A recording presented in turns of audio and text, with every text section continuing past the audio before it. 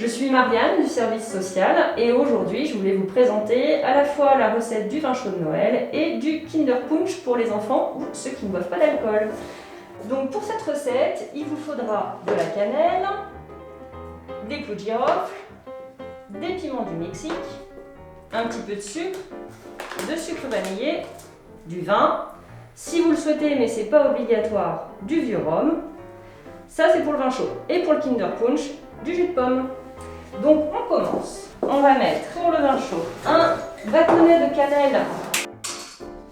Pour le jus de pomme, hop, un bâtonnet et demi. 8 clous de girofle. Et il faut également 5 piments du Mexique. Il faut juste bien les faire chauffer. Et pendant que ça chauffe, je vais aller remplir ceci avec de l'eau. Il en faut environ 150 ml que je verserai après uniquement dans la casserole pour le vin chaud.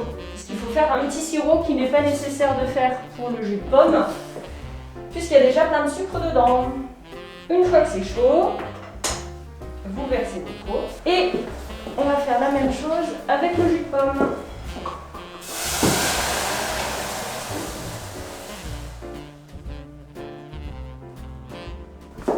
Maintenant qu'on a fait ça, on va doser environ 75 g de sucre auquel on va rajouter un sachet de sucre vanillé.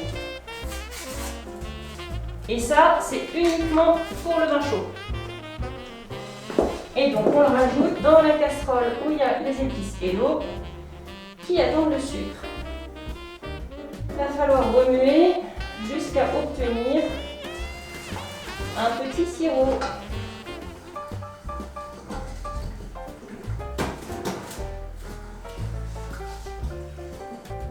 Et on fait pareil avec le jus de pomme. Donc ici, on attend que l'eau, les sucres fassent un petit sirop. C'est une étape qui est un peu longue. En gros plan, peut-être vous verrez que ça commence à s'épaissir parce que ça coule moins vite et ça commence à approcher un petit peu le fond de la casserole. Non. On va laisser le sirop pour le vin chaud continuer à se faire. Par contre, je vais compléter avec le reste de la bouteille de jus de pomme pour les Kinder Punch.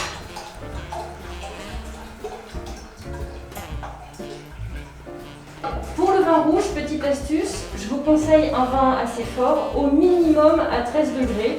Ça permettra d'avoir un vin chaud un peu plus corsé et supportant mieux la cuisson. Maintenant que nous avons notre sirop, et bien doucement, nous allons verser le vin rouge. J'ai choisi du vin rouge, mais il est tout à fait possible de réaliser un vin chaud avec du vin blanc.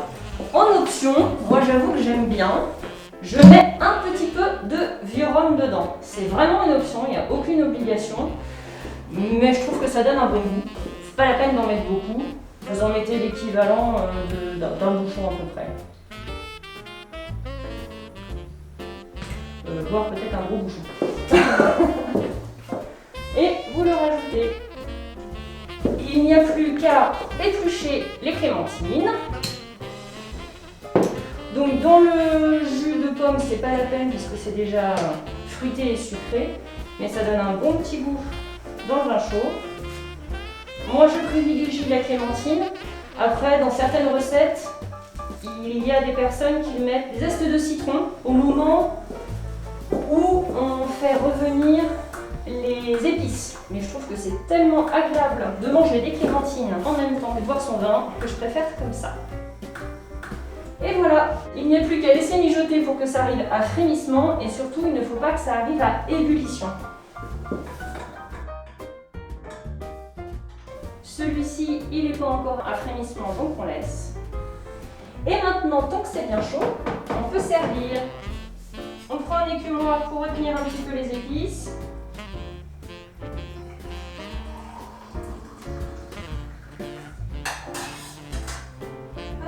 Un premier vin chaud. Et donc maintenant, le Kinder Punch. Toujours pareil pour éviter que les épices n'aillent dans le jus. Et pour les gourmands, qui le souhaite, vous pouvez rajouter quelques morceaux de clémentine dans le vin chaud. Bonne dégustation tout le monde et joyeuses fêtes de fin d'année!